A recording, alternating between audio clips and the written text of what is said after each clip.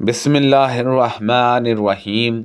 نبی کریم صلی اللہ علیہ وسلم اور آپ صلی اللہ علیہ وسلم کے ساتھ آپ کے بعض صحابہ نے حجۃ الوداع کے موقع پر سر منڈوایا تھا، اور بعض دوسرے صحابہ رضی اللہ عنہما نے صرف ترشوا لیا تھا۔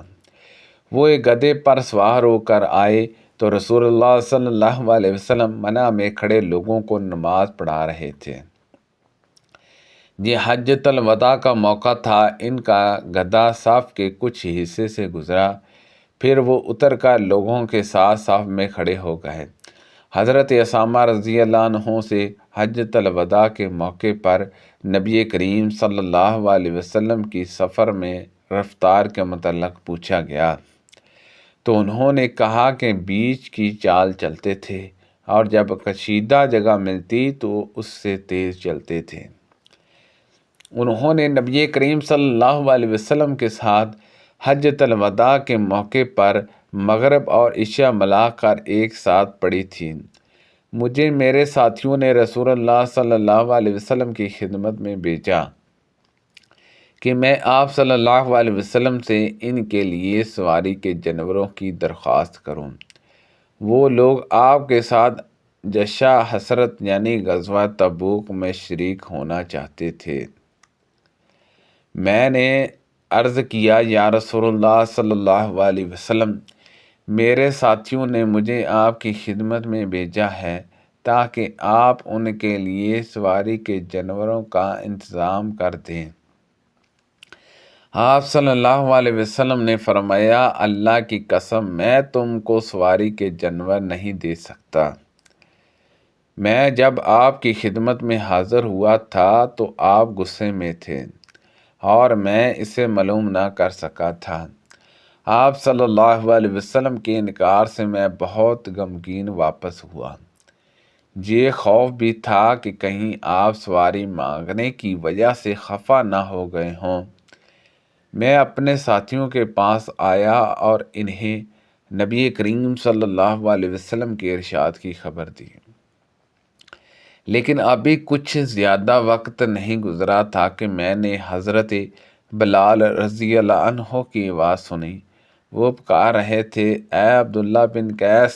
میں نے جواب دیا تو انہوں نے کہا کہ رسول اللہ صلی اللہ علیہ وسلم تمہیں بلا رہے ہیں۔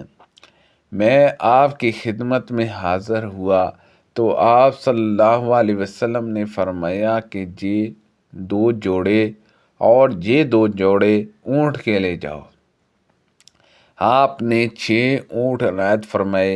ان اونٹوں کو آپ نے اسی وقت حضرت سعد رضی اللہ عنہ سے خریدا تھا اور فرمایا کہ انہیں اپنے ساتھیوں کو دے دو اور انہیں بتاؤ کہ اللہ تعالیٰ نے یا آپ نے فرمایا کہ رسول اللہ صلی اللہ علیہ وسلم نے تمہاری سواری کے لیے انہیں دیا ہے، ان پر سوار ہو جاؤ۔ میں ان اونٹوں کو لے کر اپنے ساتھیوں کے پاس گیا اور ان سے میں نے کہا کہ نبی کریم صلی اللہ علیہ وسلم نے تمہاری سواری کے لیے یہ عنایت فرمائے ہیں، لیکن اللہ کی قسم کہ اب تمہیں ان صحابہ رضی اللہ عنہما کے پاس چلنا پڑے گا جنہوں نے نبی کریم صلی اللہ علیہ وسلم کا انکار فرمانا سنا تھا۔ کہیں تم یہ خیال نہ کر بیٹھو کہ میں نے تم سے نبی کریم صلی اللہ علیہ وسلم کے ارشاد کے متعلق غلط بات کہہ دی تھی۔ انہوں نے کہا کہ تمہاری سچائی میں ہمیں کوئی شبہ نہیں، لیکن اگر آپ کا اصرار ہے تو ہم ایسا بھی کر لیں گے۔ حضرت ابو موسیٰ رضی اللہ عنہ ان میں سے چند لوگوں کو لے کر ان صحابہ رضی اللہ عنہما کے پاس آئے جنہوں نے نبی کریم صلی اللہ علیہ وسلم کا وہ ارشاد سنا تھا کہ نبی کریم صلی اللہ علیہ وسلم نے پہلے تو دینے سے انکار کیا تھا، لیکن پھر عنایت فرمایا۔ ان صحابہ رضی اللہ عنہما نے بھی اسی طرح حدیث بیان کی جس طرح حضرت ابو موسیٰ رضی اللہ عنہ نے ان سے بیان کی تھی۔ رسول اللہ صلی اللہ علیہ وسلم غزوہ تبوک کے لیے تشریف لے گئے تو حضرت علی رضی اللہ عنہ کو مدینے میں اپنا نائب بنایا۔ علی رضی اللہ عنہ نے عرض کیا کہ آپ مجھے بچوں اور عورتوں میں چھوڑے جا رہے ہیں۔ نبی کریم صلی اللہ علیہ وسلم نے فرمایا، کیا تم اس پر خوش نہیں ہو کہ میرے لیے تم ایسے ہو جیسے موسیٰ علیہ السلام کے لیے ہارون تھے، لیکن فرق یہ ہے کہ میرے بعد کوئی نبی نہیں ہوگا۔ اور ابو داؤد الیاسی نے اس حدیث کو یوں بیان کیا کہ ہم سے شعبہ نے بیان کیا، ان سے حاکم بن عتبہ نے، اور انہوں نے کہا میں نے مصعب سے سنا، میں نبی کریم صلی اللہ علیہ وسلم کے ساتھ غزوہ حسرت میں شریک تھا۔ بیان کیا کہ علی رضی اللہ عنہ کہا کرتے تھے کہ مجھے اپنے تمام اعمالوں میں اسی پر سب سے زیادہ بھروسہ ہے۔ عطا نے بیان کیا، ان سے صفوان نے بیان کیا کہ علی رضی اللہ عنہ نے کہا، میں نے ایک مزدور بھی اپنے ساتھ لے لیا تھا، وہ ایک شخص سے لڑ پڑا اور ایک نے دوسرے کا ہاتھ دانت سے کاٹا۔ عطا نے بیان کیا کہ مجھے صفوان رضی اللہ عنہ نے خبر دی کہ ان دونوں میں سے کس نے اپنے مقابل کا ہاتھ کاٹا تھا، یہ مجھے یاد نہیں ہے۔